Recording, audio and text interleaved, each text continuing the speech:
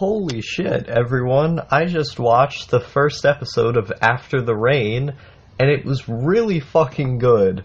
So first off, the way that this show opens up, it starts out with it closing in on the character, the girl. I don't even remember her name. I don't think it's actually directly told in any meaningful way except for by the other people in the school. We mostly just focus on her actions, not on what she's actually called. It goes in on her, and she's listening to the sounds of the rain on her phone, which is, kind of symbolic because the town that she lives in is just constantly raining. And so we open up on her, and then there's this guy who shows up, and he's like, yo, you better be my GF, because I know all of the things. And she's just like, okay, I don't want to do anything with this guy.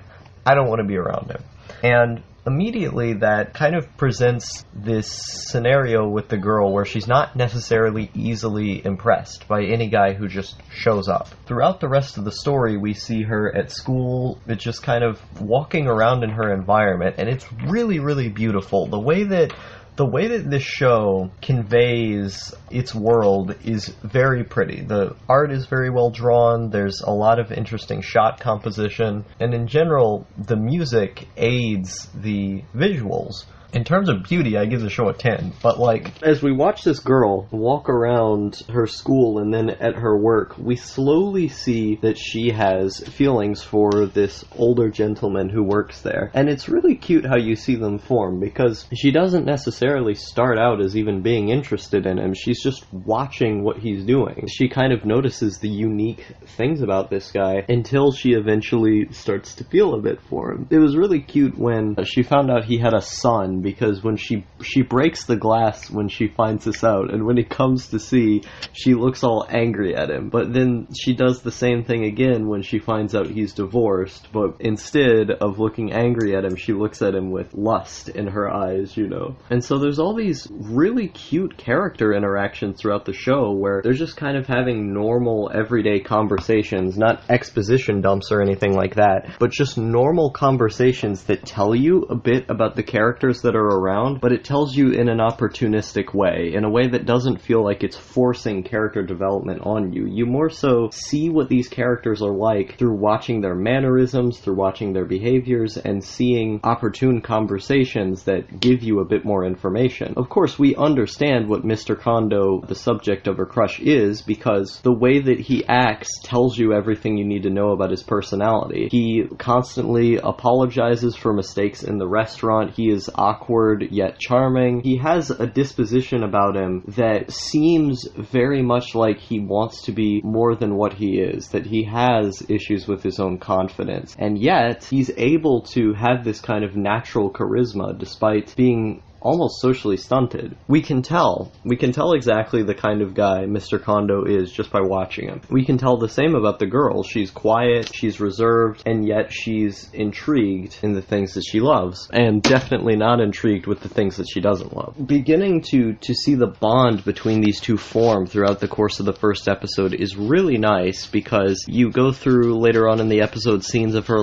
smelling his shirt and then him finding out, or the awkward moment of her asking for his ID for a phone, and he's just sitting there thinking oh no, did I do something wrong? He's so caught up in his own head that when she's asking that, he doesn't have an answer. He's just well, what is an ID? Because he wasn't really paying attention. All of the episode plays out in these perfect little moments of them being together, or these little moments of them kind of having a romantic interaction, but because of how their personality is, they don't necessarily fit with each other in that situations. They have certain awkwardness about them that they're unwilling to get rid of in those moments, that as soon as she finally gets the confidence to ask him, because of his own awkwardness, he's unable to give a proper answer. The dynamic is really cute to me because both characters feel like real people. They both feel like people who could feasibly exist, and it's good. I really like the way that each character was presented and developed. By the end of the episode, it showed showed Mr. Kondo looking out the window, and then the guy at the first of the episode who showed up and tried to hit on the girl came over there, and they were in the rain, they both had umbrellas, and Mr. Kondo is trying to get his cigarette, he's trying to put his cigarette in, and when he looks over, he's just like,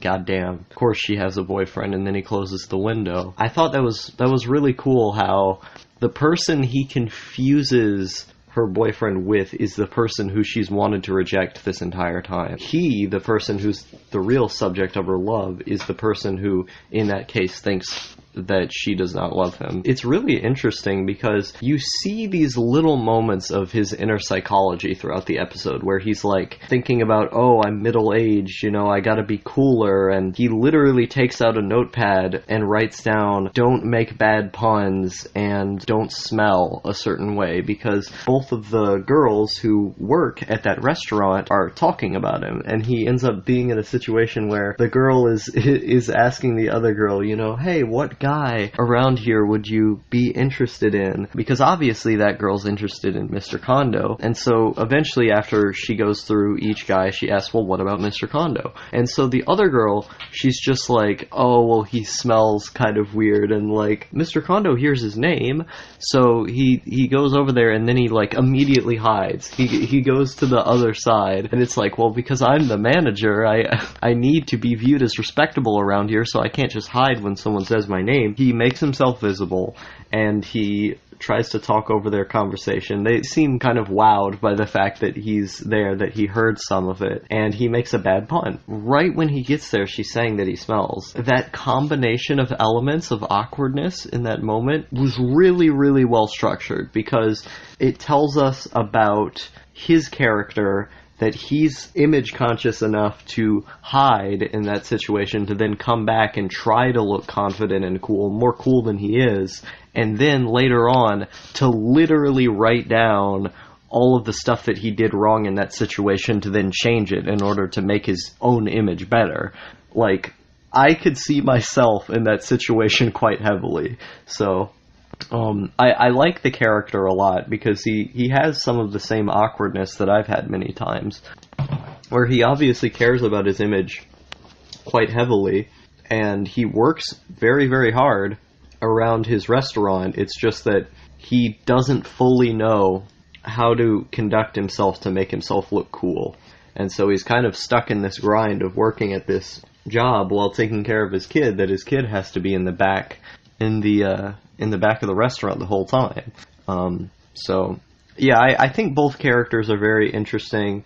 The girl, the kind of quiet, loving type, and the man who's the more image conscious yet awkward type. So it's very, very interesting to see how this romance is going to interact, because there's obviously a very big age gap as well. Like in the opening, one of the things that's in the song is saying, not to treat her like a child or whatever, because she's still in high school. So I'm excited to watch the rest of this show. I'm very bad at talking about anime, so I apologize if I rambled a bit too much about this episode, but yeah, I'm excited to see the rest. Anime is good, and I'm glad to have finally found a modern show that actually knows how to pace itself well, actually knows how to do characterization, and doesn't have underhanded dialogue that just is like every single cafe scene from SAO. Because, boy oh boy, I've been watching a lot of these shows recently that just feel like exposition dumps. So it's nice to be able to watch a show that has characters that feel like real people, that have motivations that make sense, and actually spend time to watch them in their daily lives acting as they would, not speaking about how they would act, because that shit really pisses me off in anime. I felt like the dialogue was very natural here, so it's a good show.